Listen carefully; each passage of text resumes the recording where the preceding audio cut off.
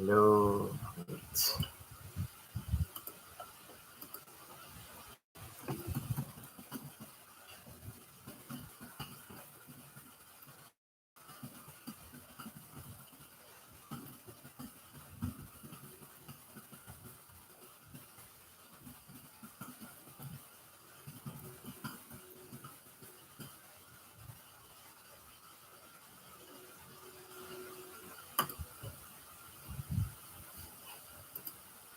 Okay. Hello. Hello. Am I live? Live na ba ako? Hi, guys. I'm just trying to see if my stream is working. I'm not sure if it's because the last time I tried streaming, the end result was that I was able to watch it back, and everything was a little choppy. I don't know if it's because of how the connection turned out. I'm not sure why. Could be could be the slow internet connection. Mhm. But we just had our internet upgraded to something a little more faster. So hopefully this is working now. Hmm. So anyway, hi guys, my name is James. Welcome to a live stream of sorts. I don't know exactly what if we're supposed to talk about anything. Actually, I do. I'm not sure if you're following any of my socials, specifically Twitter, because I only have Twitter. And there is a show that I like to tweet about more often than not. It's called the Outpost. The Outpost is a science fiction fantasy show series that airs in the United States and part in a lot and in other territories around the world. It airs on the CW television network in the United States and on Sci-Fi in most other territories where it airs. And yeah, it's a really, really good show. And I've been watching it since season one, specifically around halfway through that season. And then afterwards, I watched it from the very beginning, ahead of the second season premiere a year later. And yeah, I've been quite addicted to it ever since. Oh well. Let's see.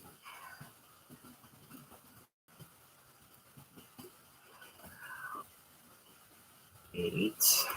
I'm trying to look for something online. And yeah, so uh, The Outpost stars Jessica Green as Talon, Imogen Waterhouse as Queen Calcasar, aka Queen Rosmond, Jake Storman as Captain Garrett Spears, Anna Desai Baroch as Janzo, Aaron Fontaine as Tobin Egisford, Reese Ritchie as Zed, Izuka Hoyle as Ren, I'm sorry if I mispronounced her name, and Georgia Mayfoot as Falista. The show has been airing for 4 seasons now. The first season was originally filmed in Utah before the show relocated to Serbia for the rest of its run. And the first season did look exactly quite as good as the rest of the seasons, mostly due in part for the fact that the show is independently produced. Uh, the creators of the show are well known to be indie film directors. They were able to create their own film franchise that have been heavily funded uh, by online. I don't know the exact wording for it. It was able to raise enough money through something like Patreon to fund their movies. One of their most notable piece of work was the Mythical franchise. Is a fantasy uh, film series, and it also starred Jake Storman as one of the main characters there. So he was so it was again I guess pretty natural that they have him cast for another production of theirs, this time a little more long term than Mythica, which is The Outpost. And I really like what I saw when I first started. It's a little bit on the low budget side at first, but I think once they made the move to another country, they were able to have access to things that they weren't able to have back in Utah. And yeah, I think they were able to uh, fully realize the vision that they have for what the show could be and can be and would be and should be.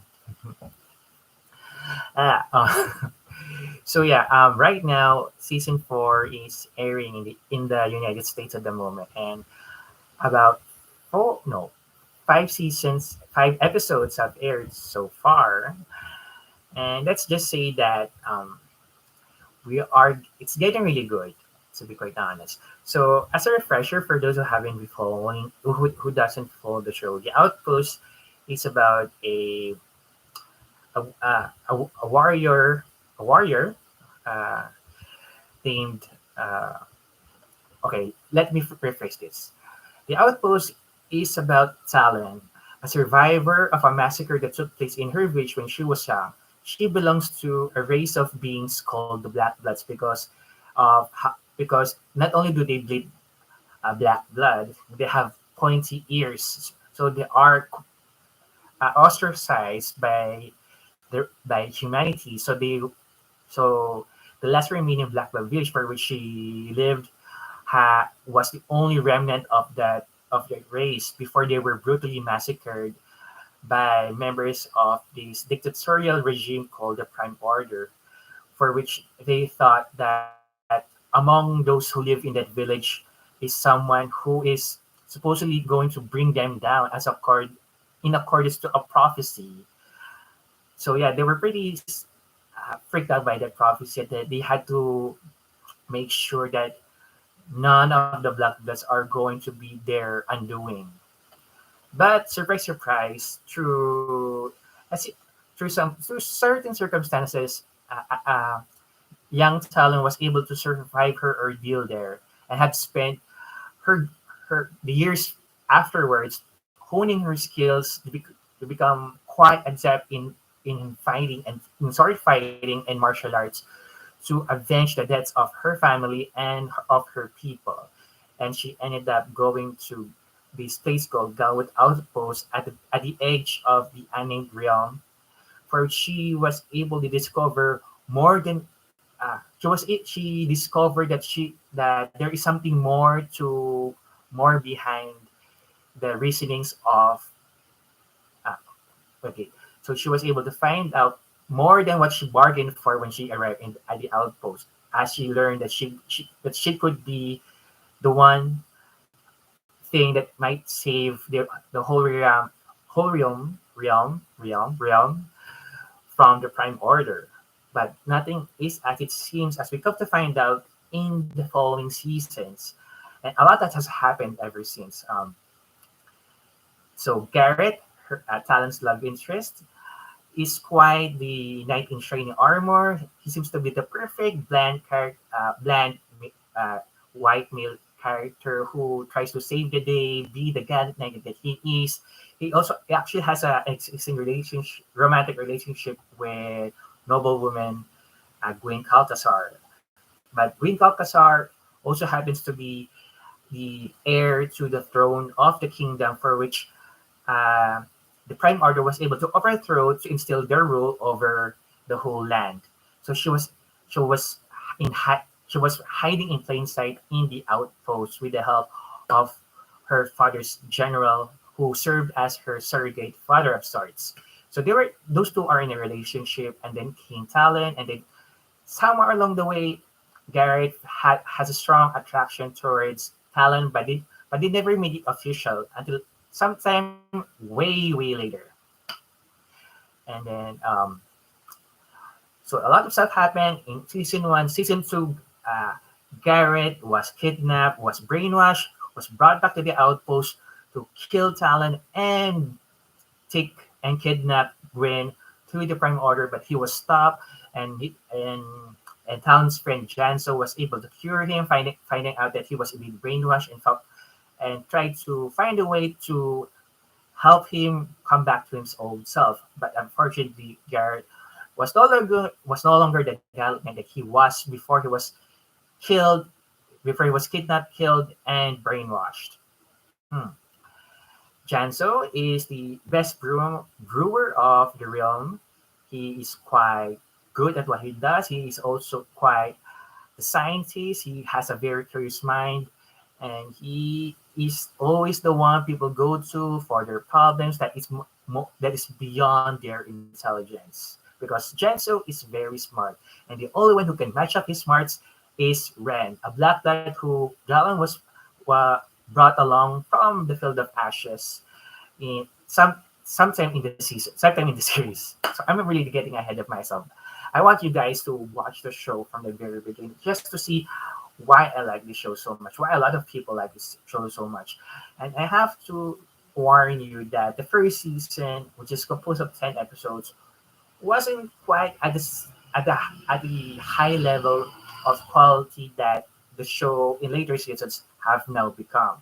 It's quite it looked very cheap in a way, but I think you will find it quite endearing on the humble beginnings of the show, and then before getting that much needed upgrade to the high stakes level show that it is now.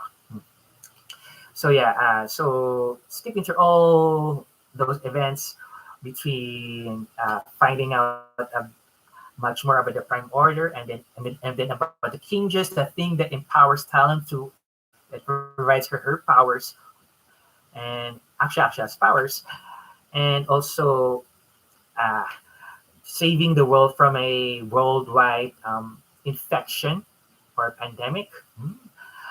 Season 4 is, set was is set not too long after the events of the season finale of the third season. And yeah, we're just barely scratching the surface of the mythology for which we are discovering the the always mentioned gods for which the people worship, for which the people in the realm worship a lot. And whenever they curse, they always mention the gods. And yeah, we're just finding out who they are, what they are, and what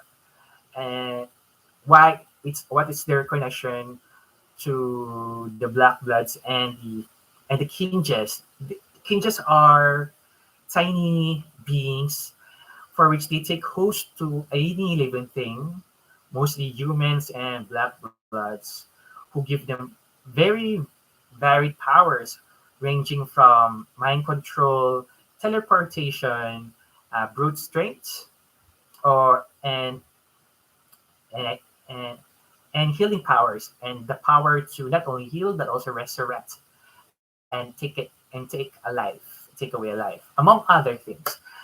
And yeah, I'm quite curious to see how this theme for this season is going to play out, because I'm quite excited on what the writers have in mind in order for people to to really get their feel of all the action. I don't know if I'm just trying to make up as I go. And yeah, I'm hoping that the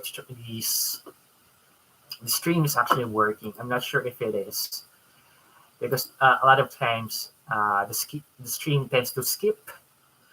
So a lot of what I'm saying doesn't really uh, gets broken up in a way. Yeah, so I guess that's it for me. Please don't forget to like and subscribe to the channel for more content. And yeah, and please follow me on Twitter. It's at JL Habitan. And yeah, stay tuned for more because I am doing more. You just don't know it. That's it for me. Thank you very much. Muchas gracias para ver mi video.